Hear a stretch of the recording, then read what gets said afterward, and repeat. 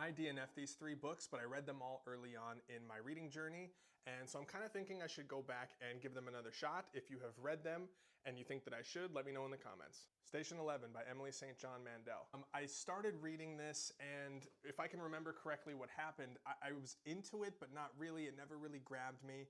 And then I think I went to a bookstore and ended up picking a book that I was way more excited to get to. So I just swapped, put this down, and never went back. But everything I hear about this book is that it's good, and now that I am into sci-fi and fantasy more now, I think maybe I probably should get back to this, but let me know. This one's gonna make people mad. The Midnight Library by Matt Haig. This book has sold millions of copies and people love it everywhere, but I remember very distinctly a very specific problem I had with this book as to why I put it down. It's a creative choice that Haig makes whenever, and not to get too much into spoilers, but whenever the main character goes into a new potential version of her own life, she doesn't have none of the memories come back to her from that life, and I just don't understand that choice.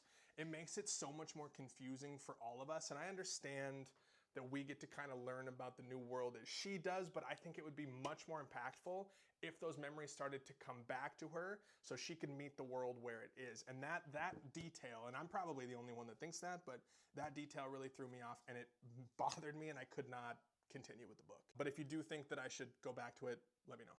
And then the last one is Last Call at the Nightingale by Catherine Shellman.